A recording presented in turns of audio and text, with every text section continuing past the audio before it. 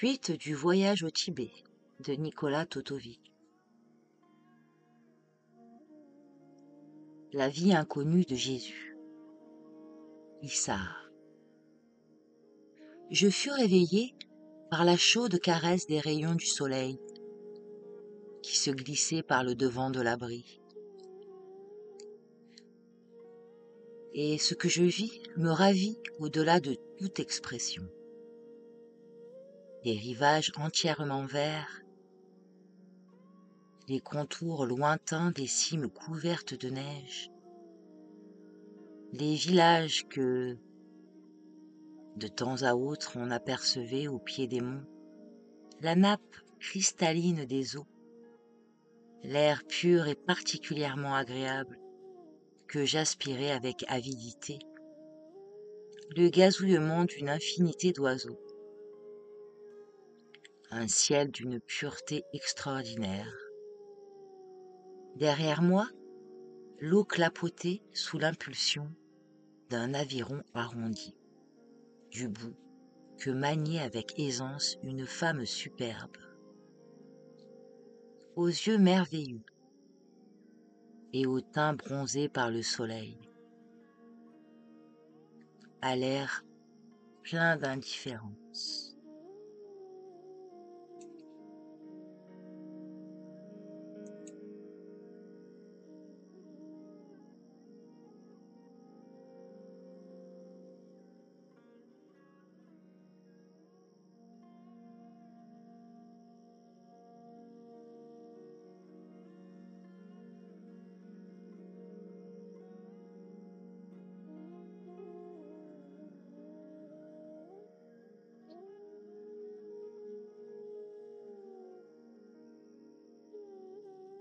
Toutes ces choses me firent tomber comme en extase, et j'oubliai totalement la raison de ma présence sur la rivière. En ce moment, je n'avais même plus le désir d'atteindre le but de mon voyage. Et cependant qu'il me restait encore de privations à subir et de dangers à affronter, je me sentais si bien ici. Le canot glissait rapidement. Les paysages se déroulaient sous mes yeux sans s'arrêter, pour se perdre derrière les confins de l'horizon. Il se confondait avec les montagnes que nous avions dépassées et semblait faire corps avec elles. Puis, devant moi, c'était un autre panorama qui s'étalait et qui semblait se dérouler du flanc de la montagne qu'on voyait de plus en plus grandir. Le jour baissait, que je ne me lassais pas de contempler cette magnifique nature, dont la vue réveillait en moi des souvenirs d'enfance et de jeunesse. Qu'ils étaient beaux ces jours à jamais passés.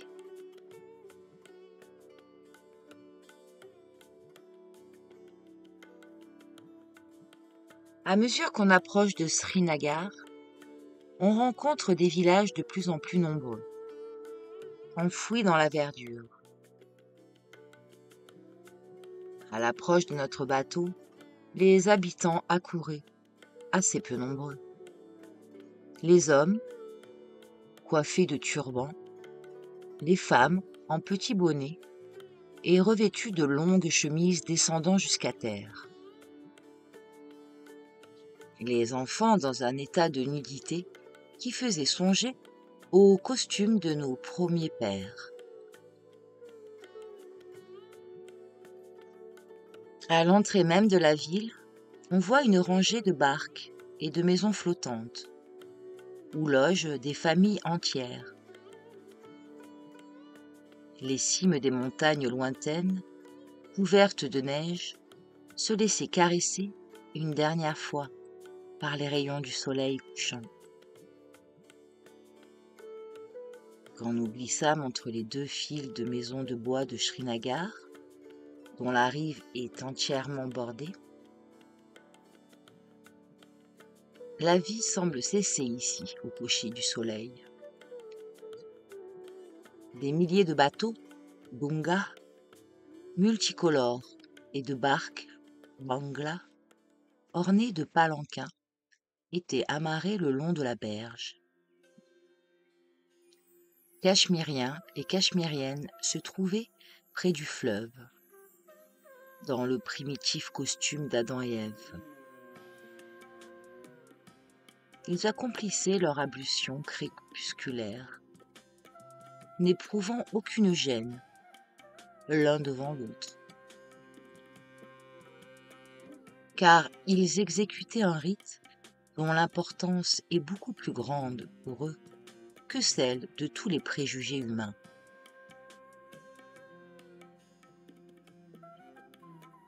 Le 20 octobre, je me réveillai dans une chambre proprêtre où l'on avait une vue très gaie sur la rivière qui inondait alors le soleil du Cachemire. Comme je n'ai pas pour but ici de décrire mon voyage, je renonce à énumérer les vallées, tout ce paradis de lacs, d'îles enchanteresses, ces palais historiques, ces pagodes pleines de mystérieux, ces villages coquets qui semblent perdus dans de vastes jardins, de tous côtés. Se dressent les majestueuses cimes des géants de l'Himalaya, sur qui s'étend à perte de vue un blanc linceul de neige éternelle. Je noterai seulement les préparatifs que je fis en vue d'un nouveau voyage du côté du Tibet. Je passai 6 jours à Srinagar, faisant de longues excursions dans les environs enchanteurs de la ville, examinant les nombreuses ruines qui témoignent de l'ancienne prospérité de la région et étudiant les curieux usages du pays.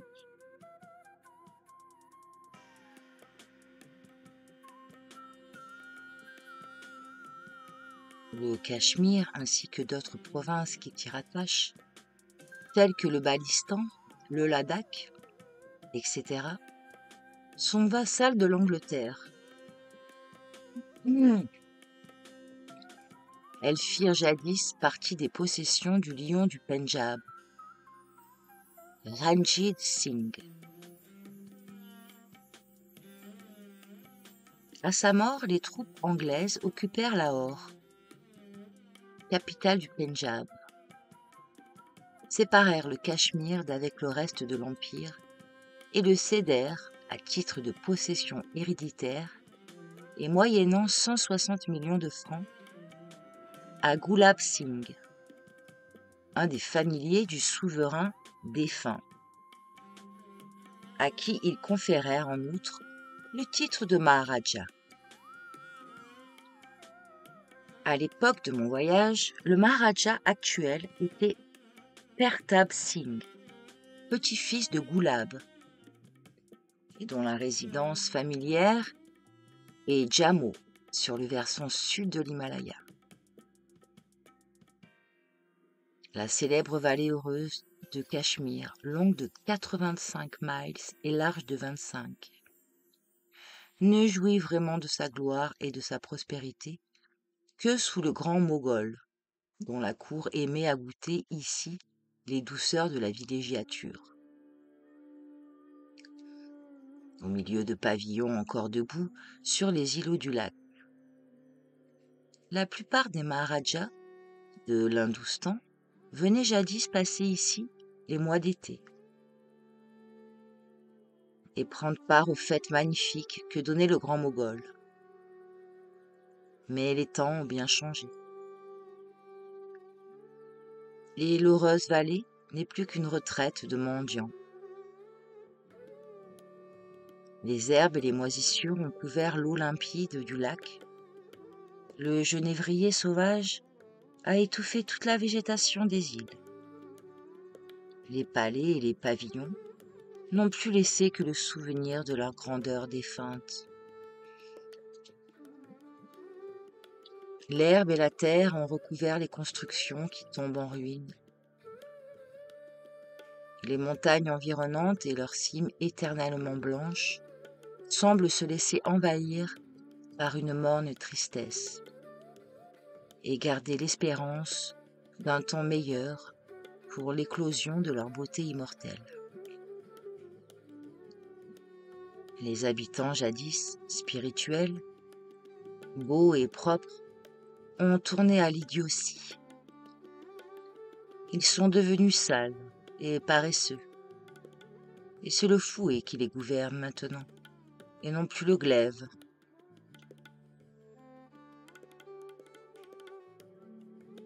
Les Cachemiriens ont été si souvent exposés aux pillages et aux incursions.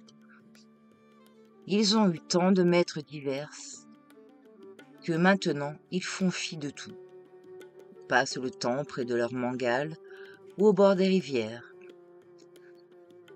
font des cancans chez leurs proches ou se coupent au travail minutieux des célèbres châles. Ou bien encore, exécutent des dessins ajourés sur or ou sur argent.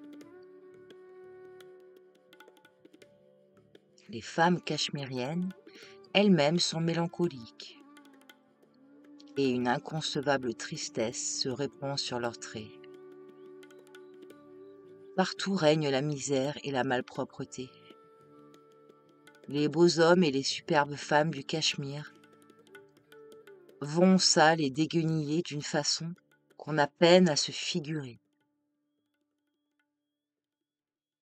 Le costume des deux sexes se compose, hiver comme été, d'une longue chemise, d'une étoffe épaisse et aux manches bouffantes.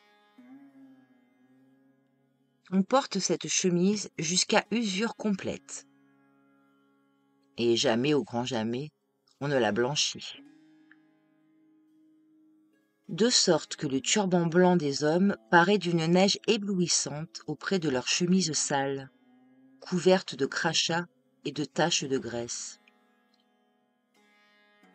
Une grande tristesse pénètre le voyageur à voir le contraste entre cette riche et opulente nature et ces gens vêtus de haillons.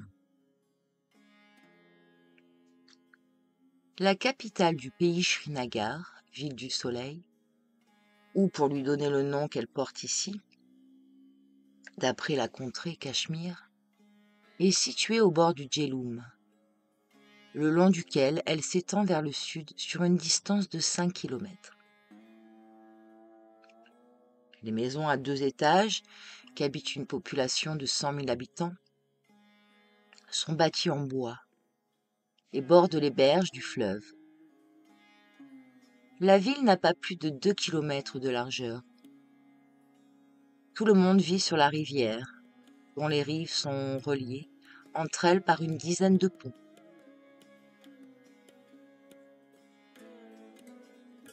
Les gradins conduisent des maisons jusqu'à l'eau du Jhelum, où toute la journée on fait ses ablutions, on se baigne et on lave la vaisselle.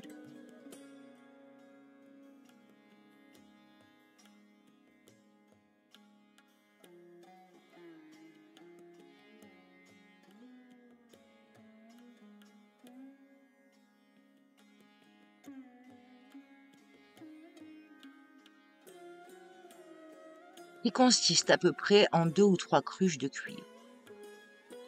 Une partie des habitants pratique la religion musulmane. 2 tiers en sont brahmines. On n'y trouve que fort peu de bouddhistes.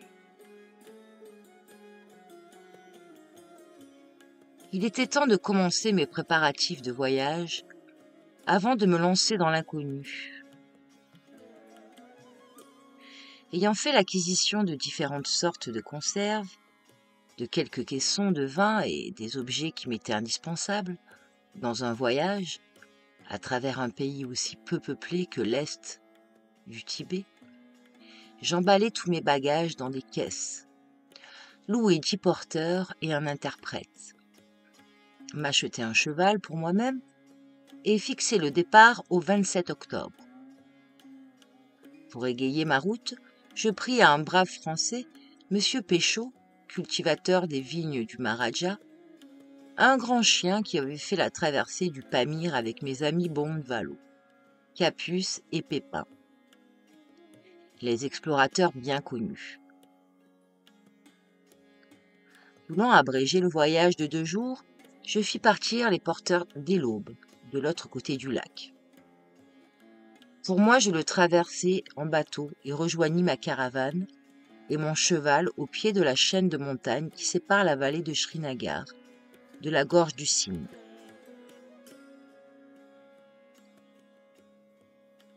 Jamais je n'oublierai les tortures qu'il nous fallut éprouver en grimpant presque à 4 pattes sur une cime haute de 3000 pieds. Les porteurs étaient à bout de souffle. À tout moment, je craignais d'en voir un dégringoler. La pente avec son fardeau. J'avais le cœur navré en voyant mon pauvre chien, Pamir, qui, la langue démesurément tirée, faisait 2 ou 3 pas en gémissant et tombait à bout de force. J'en oubliais mes propres fatigues pour caresser et exhorter la pauvre bête. Comme s'il m'eût compris, le chien se relevait pour faire encore 2 ou 3 pas et tombait de nouveau. La nuit était venue quand nous parvîmes au haut de la crête. Nous nous jetâmes gloutonnement sur la neige pour étancher notre soif. Après un peu de repos, nous commençâmes à descendre à travers une forêt de pins très dense. Nous hâtons de gagner le village d'Aïnar, au bas du défilé, avant l'apparition des bêtes de proie. Un chemin plan et bien entretenu mène de Srinagar à Ainéa, droit au nord par Kanderbal, où la route tourne brusquement à l'est. Après avoir côtoyé le Sindh et traversé une contrée à végétation superbe jusqu'à Kangan, à 6 miles de là, elle s'approche du village d'Ainéa où je me rendais par une route plus directe, au travers d'une passe située à 3000 pieds, qui m'abrégeait singulièrement le temps et la distance. Mon premier pas dans l'inconnu fut marqué par un incident qui nous fit passer à tous un bien vilain quart d'heure. Le défilé du Sindh, d'une longueur de 60 miles, est surtout célèbre par les hôtes inhospitaliers qu'il contient. Entre autres, panthères, tigres, léopards, ours noirs, loups et chacals y foisonnent. Comme par un fait exprès, la neige venait de couvrir de son blanc tapis les hauteurs de la chaîne, ce qui avait obligé les redoutables carnassiers à descendre un peu plus bas et à chercher un abri dans leur tanière. Nous descendions en silence au milieu des ténèbres, un étroit sentier qui serpentait à travers des sapins et des bouleaux centenaires. Seul le frôlement de nos pas sur le sol rompait le calme de la nuit. Tout à coup, très près d'où nous étions, un hurlement terrible ébranla les échos du bois. Notre petite troupe s'arrêta net. Une panthère fit à voix basse mon domestique, dont la voix s'altéra. La petite caravane de 12 hommes ne bougeait plus, comme rivée sur place. Je me souvins alors qu'au moment de la montée, quand j'étais brisé de fatigue, j'avais confié mon revolver à l'un des porteurs de ma carabine Winchester, et ma carabine Winchester à un autre. J'éprouvais maintenant un regret cuisant de m'être débarrassé de mes armes. Et je demandai à voix basse où se trouvait l'homme à qui j'avais remis ma carabine. Les hurlements devenaient de plus en plus violents et rompaient les échos du bois, silencieux, quand soudain, un craquement sec se fit entendre, comme la chute de quelque corps. nous perçûmes presque aussitôt un bruit de lutte et un cri d'homme à l'agonie, qui se confondait avec le rauque hurlement de l'animal affamé. « Sahab, prends le fusil !» entendis-je près de moi. Je m'emparai fiévreusement de ma carabine. Mais peine perdue, car on ne voyait pas à 2 pas devant soi. Un nouveau cri suivi d'un hurlement étouffé m'indiquera vaguement le lieu de la lutte. Je m'y dirigeai en rampant. Partagé entre le violent désir de tuer une panthère et l'horrible peur d'être lacéré vivant. Personne n'osait bouger. Ce ne fut qu'au bout de 5 longues minutes qu'un des porteurs émit l'idée d'enflammer une allumette. Je me souvins alors de la crainte qu'éprouvent les fauves devant un grand feu. Je fis rassembler 2 ou 3 poignées de broussailles auxquelles je mis le feu.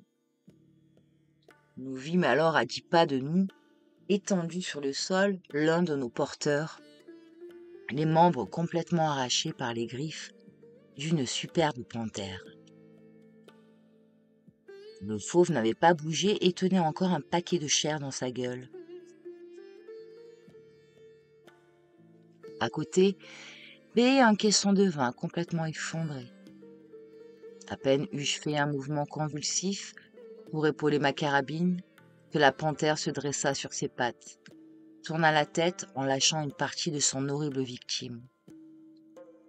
Un moment, elle parut vouloir bondir sur moi, puis elle fit brusquement volte-face, et poussant un hurlement à vous glacer le sang dans les veines, l'animal bondit au milieu du fourré dans lequel il disparut à nos yeux. Mes coulisses, qu'une peur atroce avait tenu tout ce temps prostrés à terre, se remirent peu à peu de leur frayeur, tenant prêts quelques paquets d'herbes sèches et des allumettes. Nos fusils armés et bien en main, nous nous hâtâmes de gagner le village à Inéa, abandonnant les restes du malheureux hindou, dans la crainte de subir le même sort que lui.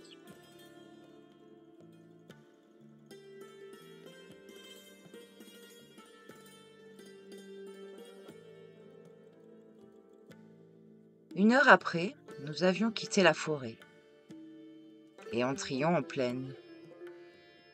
Je fis dresser ma tente sous un platane très feuillu et allumai un grand bûcher, seul moyen de protection que nous puissions employer contre les fauves dont les hurlements partaient de toutes les directions et nous glaçaient le sang. Mon chien s'était serré contre moi, la queue entre les jambes, mais une fois sous la tente, il retrouva subitement sa vaillance. Toute la nuit, il aboya sans discontinuer, n'osant toutefois se hasarder dehors. Ce fut pour moi une nuit affreuse. La carabine à la main, avec pour concert ces hurlements terribles, dont l'écho funèbre assourdissait le défilé. Quelques panthères s'approchèrent de notre bivouac pour répondre aux aboiements de Pamir, mais n'osèrent rien tenter contre nous. J'avais quitté Srinagar à la tête des 11 porteurs, dont 4 étaient chargés d'autant de caissons de vin. 4 autres portaient mes effets de route, un mes armes, un autre différents ustensiles, et enfin un dernier qui faisait les courses ou allait en reconnaissance. Il s'appelait Shikari, ce qui signifie celui qui accompagne le chasseur et ramasse la proie. Je le congédiai au matin à cause de sa poltronnerie et de son ignorance profonde du pays. Je ne gardai plus avec moi que 4 porteurs. Je remplaçai les autres par des chevaux, et ce fut avec quelque lenteur que je me dirigeai vers le village de Gondé. Quelle belle nature que celle qui s'épanouit dans la gorge du Sindh. Et combien aimée des chasseurs. En outre des grands fauves, on y rencontre des bies, des cerfs, des mouflons et une immense variété d'oiseaux, parmi lesquels il faut citer en premier lieu des faisans dorés, d'autres rouges ou d'un blanc de neige, des perdrix de grande taille et des aigles immenses. Les villages situés le long du Cyn ne brillent pas par leur dimension. Ce ne sont la plupart du temps que 10 à 20 chaumières d'une apparence extrêmement misérable. Les habitants en sont vêtus de guenilles. Le bétail appartient à une très petite race. Je passai le fleuve à Sambal et m'arrêtai près du village Goundé, où le relais me procura des chevaux frais. Dans quelques villages, on refusa de me louer des chevaux. Je fis alors jouer mon fouet, ce qui imposa de suite le respect et l'obéissance. Mon argent remplit le même but, inspirer une obéissance servile et le désir d'exécuter mes moindres ordres. Le bâton et l'or sont les vrais souverains de l'Orient. Sans eux, le grand Mogol lui-même n'eut aucune prépondérance. Sur ces entrefaites, la nuit commençait à descendre, et j'avais hâte de franchir le défilé qui sépare les villages de Gongangang et de Sonamarg. La route y est dans un mauvais état, fort curieux, et elle est infestée de fauves qui descendent la nuit chercher leur vie jusque dans des villages. L'endroit est ravissant et très fertile. Cependant, peu de colons osent s'y établir à cause du voisinage des panthères, qui viennent jusque dans les cours ravir les animaux domestiques.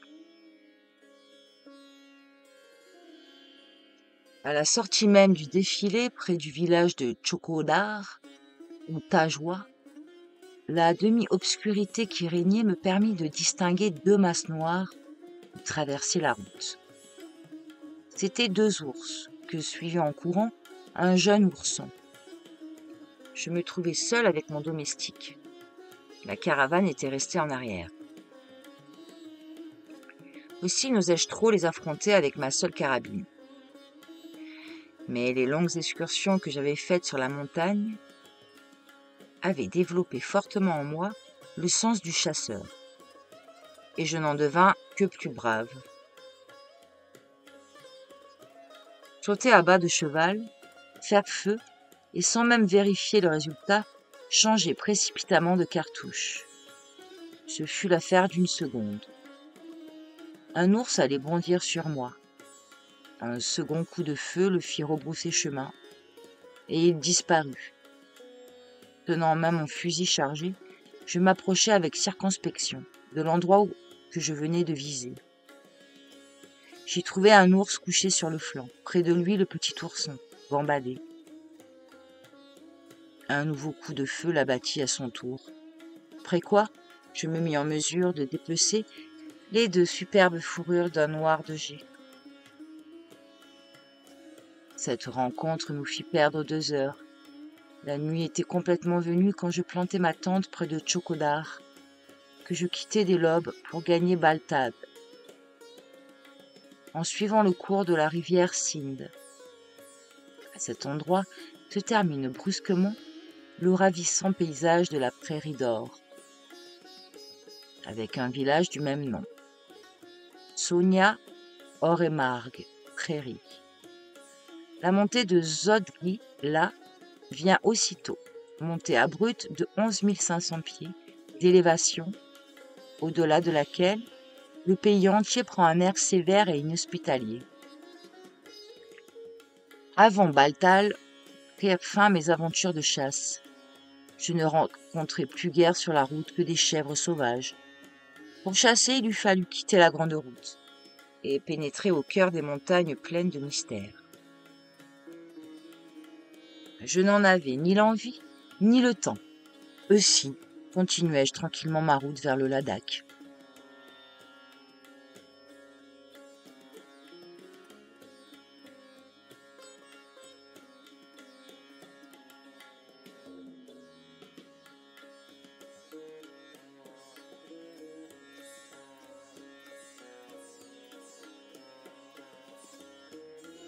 Quelle brusque transition j'éprouvais en passant de la nature riante et de la belle population du Cachemire aux rochers arides et maussades et aux habitants imberbes et difformes du Ladakh. Le pays dans lequel je venais de pénétrer est à l'altitude de 11 à 12 000 pieds.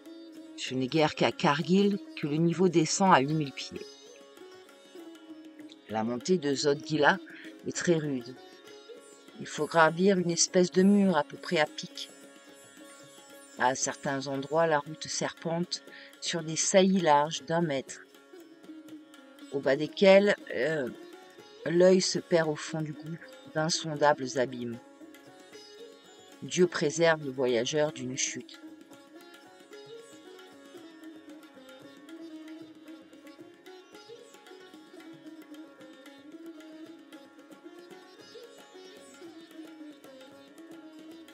Il y a un endroit où l'on a introduit de longues poutres dans des trous de roches et l'on a recouvert le tout avec de la terre. Brrr. À la pensée qu'une petite pierre déroulant des flancs de la montagne ou qu'une trop forte oscillation des poutres pourrait précipiter la terre dans l'abîme, et avec la terre celui qui se serait hasardé sur cette passerelle périlleuse. À cette pensée, le cœur me manquait plus d'une fois pendant cette rude traversée. Les glaciers franchis, nous fîmes halte dans la vallée et l'on se disposa à passer la nuit près d'une hutte de postiers. Endroit que son entourage de glace et de neige éternelle rendait fort peu récréatif. Au-delà de Baaltal, on détermine les distances au moyen de DAC, c'est-à-dire de stations de poste pour le service des correspondances. Ce sont des huttes basses, situées à 7 km l'une de l'autre.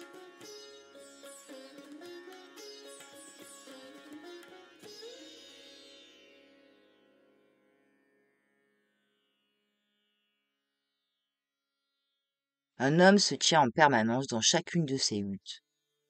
Le service de la poste entre le Cachemire et le Tibet fonctionne d'une façon encore fort primitive. Les lettres sont enfermées dans un sac de cuir qui est remis à un facteur. Celui-ci parcourt rapidement les 7 km qui lui sont dévolus, en portant sur son dos une sorte de panier qui renferme plusieurs de ces sacs de cuir. Il les remet à un autre facteur qui, à son tour, accomplit sa tâche d'une façon identique. Ni pluie ni neige ne les peuvent arrêter. C'est ainsi que fonctionne la poste entre Cachemire et le Tibet, et vice-versa, une fois par semaine. Chaque course d'un porteur de lettres lui est payée 6 annas, 1 franc. Ce salaire est le même que celui des porteurs de marchandises. C'était la somme que je donnais à chacun de mes serviteurs pour un fardeau 10 fois plus lourd. Le cœur se serre douloureusement devant les figures pâles et fatiguées de ces commissionnaires. Mais qui peut-on? C'est là l'habitude du pays. Le thé vient de Chine par un procédé semblable, transport qui se fait rapidement et à peu de frais. Comme nous allions arriver au village de Monteillan, je rejoignis la caravane d'Arcandiens que j'avais promis d'accompagner dans leur voyage. Ils me reconnurent de loin et me prièrent d'examiner un des leurs tombé malade. Je le trouvai se débattant dans les affres d'une fièvre intense. Secouant les mains en signe de désespoir, je leur montrai le ciel et leur fis comprendre que la volonté et la science humaine étaient désormais inutiles et que Dieu seul pouvait maintenant le sauver. Ces gens-là voyageaient à petites journées.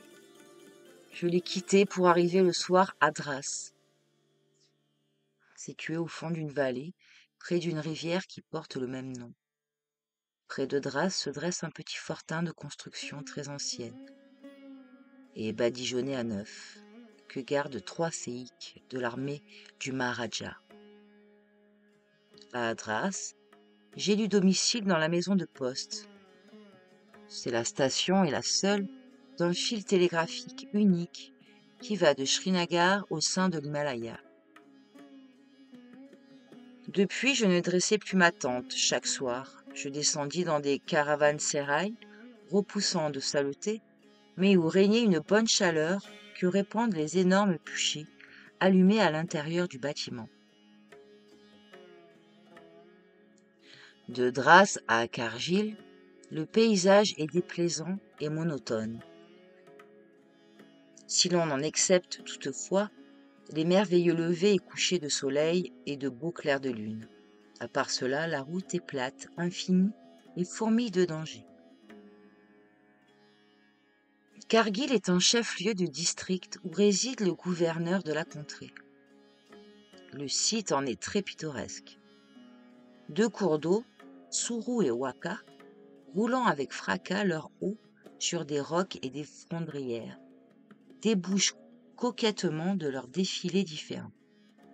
Leurs confluents forment la rivière de Sourou, sur les berges de laquelle s'élèvent les constructions en terre de Kargil. Un petit fort gardé par 2 ou 3 séiques se profile au confluent des 2 cours d'eau. À la pointe du jour, muni de chevaux frais, je poursuivais ma route en entrant, cette fois dans le Ladakh au Petit Tibet. Je traversais un pont branlant composé ainsi que tous les ponts du Cachemire, de 2 longues poutrelles dont les extrémités s'appuient sur les berges. Sur ces poutres est un lit de fascines et de petites perches qui donnent à peu près l'illusion d'un pont suspendu. Bientôt, je gravissais lentement un petit plateau que franchit la route sur une longueur de 2 kilomètres pour descendre dans l'étroite vallée du Waka, avec des villages parmi lesquels Paskium, très pittoresque sur la rive gauche. Arrivé là, je foulai du pied le sol des bouddhistes. Les habitants y sont d'une humeur simple et fort douce. Ils semblent ignorer ce qu'on nomme chez nous querelle, discorde. Les femmes y sont assez rares. Celles que l'on peut rencontrer se distinguent de celles que j'ai vues jusqu'ici, soit aux Indes, soit au Cachemire, par l'air de gaieté et de prospérité répandu sur leurs traits. Comment en pourrait-il être autrement, puisque chaque femme de ce pays a en moyenne de 3 à 5 maris, et ce de la manière la plus légitime du monde. La polyandrie s'épanouit dans cette contrée. Si grande que puisse être une famille, il n'y a qu'une femme pour tout le ménage. Si la famille ne dépasse pas 3 personnes, un célibataire peut en faire partie, moyennant inance. Les jours de chacun des maris sont déterminés à l'avance et chacun s'acquitte très exactement de ses devoirs. Aussi les hommes sont-ils en général faibles, le dos un peu voûté, et ne vivent-ils pas très vieux? Durant mon voyage au Ladakh, je ne rencontrai pas un seul vieillard dont les cheveux fussent blancs. La route de Kargil, au centre du Ladakh, est d'un aspect plus riant que celle que je venais de parcourir. Égayée qu'elle est par une foule de petits hameaux, malheureusement les arbres et la verdure y sont chose absolument rare. À 20 miles de Kargil, à l'issue du défilé que forme le courant rapide du Waka, se trouve un petit village qui a nom Chargol, au centre duquel se dressent 3 chapelles enluminées de couleurs vives. Des tortaines, pour leur donner le nom qu'elles portent au Tibet. En bas, près de la rivière, s'étendent des masses de pierres en forme de longs et larges murs et sur lesquels on a jeté, dans un désordre apparent, des pierres plates de couleurs diverses. On a gravé sur ces cailloux toutes sortes de prières en caractères ourtes, sanskrit et tibétain. On y rencontre même des inscriptions en caractères arabes. À l'insu de mes porteurs, je réussis à prendre quelques-unes de ces pierres qui se trouvent actuellement au palais du Trocadéro. À partir de Chargol, on rencontre à chaque pas de ces sortes de jetées oblongues. Dès l'aube, je repris ma route avec des chevaux frais et fis halte près du couvent Bompa de Moulbec, collé sur le flanc d'un rocher isolé. En bas se trouve le hameau de Waka. Non loin de là, on peut remarquer un autre rocher de forme très étrange et qui semble avoir été apporté là par des mains d'hommes. Dans ses flancs, on a taillé un Bouddha haut de quelques mètres.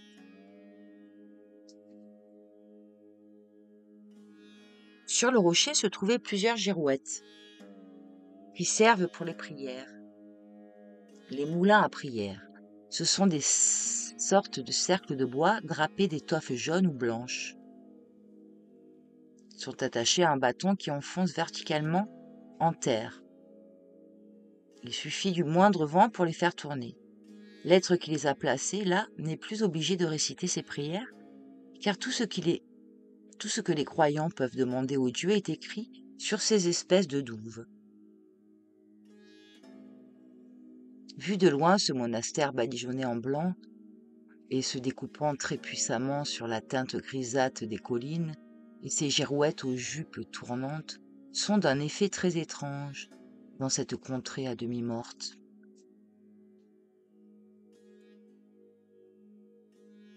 Je laissai mes chevaux au hameau de Waka, et suivi de mon domestique, je m'acheminai vers le couvent, auquel menait un escalier étroit et taillé en plein roc. Là-haut, je fus accueilli par un lama très replé, aux poils rares sous le menton, signe caractéristique du peuple tibétain. Très laid mais d'une grande cordialité. Son costume se composait d'une halatte jaune et d'un bonnet à oreilles de drap, de même couleur. Il tenait à la main droite une girouette de prière, en cuivre, qu'il mettait de temps à autre en branle de la main gauche, sans pour cela interrompre en rien notre conversation. C'est sa prière continuelle qu'il communique à l'air, afin qu'à l'aide de cet élément, elle parvienne plus facilement au ciel. Nous traversâmes une enfilade de chambres basses, aux murs garnis de rayons, sur lesquels s'étalaient des images de Bouddha, de toute grandeur, fabriquées avec toutes sortes de matériaux et couvertes d'une épaisse couche de poussière. Nous débouchâmes enfin sur une terrasse découverte, d'où l'œil, embrassant la région environnante, planait sur une contrée inhospitalière, parsemée de rochers grisâtres et traversée par une seule route, qui des deux côtés se perdait dans les confins de l'horizon. Une fois assis, on nous apporta aussitôt de la bière de houblon, nommée ici Chang, que le couvent prépare lui-même. Elle communique rapidement de l'embonpoint à tous les moines, ce qui passe ici pour le signe d'une faveur particulière du ciel. On parle ici le tibétain. L'origine de cette langue est pleine d'obscurité. Une chose certaine, c'est qu'un roi du Tibet, contemporain de Mahomet, entreprit la création d'une langue universelle pour tous les adeptes de Bouddha. Dans ce but, il fit simplifier la grammaire sanskrite, composa un alphabet qui contenait un nombre infini de signes et jeta ainsi les bases d'une langue dont la prononciation est des plus faciles et l'écriture des plus compliquées. En effet, pour représenter un son, il ne faut pas employer moins de 8 caractères. Toute la littérature moderne du Tibet est écrite dans cette langue. On ne parle d'ailleurs la pure langue tibétaine qu'au Ladakh et dans le Tibet oriental. Dans toutes les autres parties du pays, on emploie des dialectes formés d'un mélange de cette langue mère avec différents idiomes pris aux peuples voisins d'une région ou d'une autre. Dans la vie matérielle même du Tibétain, il existe toujours deux langues. L'une est absolument incompréhensible pour les femmes, et l'autre est celle que parle la nation entière. Ce n'est que dans les couvents qu'on peut trouver la langue tibétaine, dans sa pureté et son intégrité. Le clergé des monastères préfère de beaucoup les visites des Européens à celles des musulmans. Et comme j'en demandais la raison au lama, il me répondit ceci. Les musulmans n'ont aucun point de contact avec notre religion. Tout récemment encore, dans leur campagne victorieuse, ils ont converti de force une partie des bouddhistes à l'islamisme.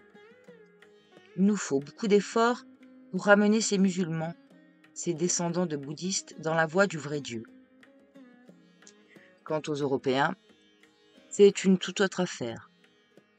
Non seulement ils professent les principes essentiels du monothéisme, mais ils font partie des adorateurs de Bouddha, presque au même titre que les lamas qui habitent le Tibet même.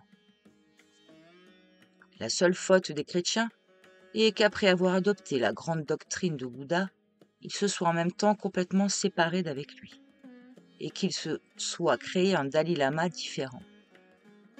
Le nôtre a reçu le don divin de voir face à face la majesté de Bouddha et le pouvoir de servir d'intermédiaire entre la terre et le ciel. Quel est ce Dalai Lama des chrétiens dont vous venez de parler ? Fis-je à mon interlocuteur. Nous avons un Fils de Dieu, à qui nous adressons nos prières ferventes. C'est à lui que nous avons recours pour qu'il intercède auprès de notre Dieu unique et indivisible. Ce n'est pas lui qui est en question ici, Sahab. Nous aussi, nous respectons celui que vous reconnaissez comme fils d'un Dieu unique. Mais nous ne voyons pas en lui un fils unique, mais l'être excellent, l'élu entre tous. Bouddha, en effet, s'est incarné avec son intelligence dans la personne sacrée d'Issa, Jésus, qui, sans employer ni le feu ni le fer, est allé propager notre grande et vraie religion par tout le monde. Je veux parler de votre Dalai Lama terrestre, celui à qui vous donnez le titre de père de toute l'Église. C'est là un grand péché. Puisse-t-il être remis aux ouailles qui sont dans le mauvais chemin, fit le lama, en faisant tourner encore une fois sa girouette à prière. Je compris qu'il venait de faire allusion au pape. Vous venez de me dire qu'un fils de Bouddha, Issa, l'élu entre tous, avait répandu votre religion sur la terre ? Qui donc est-il ? À cette question, le lama ouvrit les yeux énormes, me regarda avec étonnement et prononça des mots que je ne pus saisir, en murmurant d'une façon inintelligible. Issa est un grand prophète, l'un des premiers après les 22 Bouddhas. Il est plus grand qu'aucun de tous les Dalai Lamas, car il constitue une partie de la spiritualité de notre Seigneur.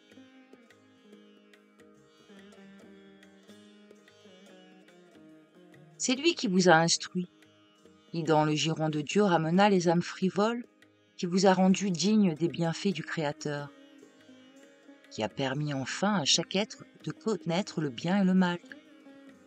Son nom et ses actes ont été enregistrés dans nos Écritures saintes, et en lisant sa grande existence, écoulée au milieu de gens égarés, nous pleurons sur l'horrible péché des païens qui l'ont assassiné après l'avoir mise à la torture. Je fus frappé du récit du lama. Le prophète Issa, ses tortures et sa mort, notre Dalai Lama chrétien, les bouddhistes reconnaissant le christianisme, tout cela me faisait songer de plus en plus à Jésus-Christ. Je priai mon interprète de n'omettre aucune des paroles du lama avec qui je m'entretenais. Où se trouvent ces écritures et qui les a rédigées, fis-je au moine ? Les rouleaux principaux, dont la rédaction s'est faite dans l'Inde et dans le Népal, à différentes époques au fur et à mesure des événements, se trouvent à Lhasa, au nombre de plusieurs milliers. Dans quelques grands couvents, on en trouve des copies que les lamas, à leur séjour dans Lhasa, ont faites à diverses époques, et qu'ils ont données par la suite à leur couvent, en souvenir de leur séjour auprès du grand maître, notre Dalai Lama. Vous-même, ne possédez-vous pas quelques copies ayant trait au prophète Issa? Non, nous n'en avons pas. Notre couvent est peu important et, depuis sa fondation, nos lamas successifs n'ont guère à leur actif que quelques centaines de copies. Les grands cloîtres en ont par milliers, mais ce sont là des choses sacrées que l'on ne vous montrera nulle part. Nous nous entretenîmes encore quelques minutes, après quoi je m'en fus au campement, tout en réfléchissant au récit du lama. Issa, prophète des bouddhistes? Mais comment aurait-il pu l'être? D'origine juive, il vécut en Palestine et en Égypte, et l'Évangile ne contient pas un mot, pas la moindre allusion au rôle que le bouddhisme aurait joué dans l'éducation de Jésus. Je me déterminai à visiter tous les couvents du Tibet, espérant y recueillir de plus amples renseignements sur le prophète Issa, et peut-être trouver des copies de documents à son sujet. Sans nous en rendre compte, nous traversâmes le passage Namninkala, à 13 000 pieds d'altitude, d'où nous descendîmes dans la vallée de la rivière Salinuma. Après avoir tourné au sud, nous gagnâmes Karbou, laissant derrière nous et sur l'autre rive de nombreux villages, entre autres Chakdoum, qui est au sommet d'un roc, dans un site extrêmement gracieux. Les maisons sont blanches et ont un air de fête avec leurs 2 ou 3 étages. C'est là d'ailleurs une particularité commune à tous les villages du Ladakh. L'œil d'un Européen en tournée dans le Cachemire y perdrait bientôt les moindres notions de son architecture nationale. Au Ladakh, au contraire, il est agréablement surpris à la vue des petites maisons à 2 ou 3 étages et à quadruple croisée qui lui rappellent les provinces européennes. Près de la ville de Karbou, sur 2 rochers à pic, on voit les ruines d'une petite ville ou d'un village. Un orage et un tremblement de terre ont, dit-on, abattu ces murailles, dont la solidité ne laissait pourtant rien à désirer.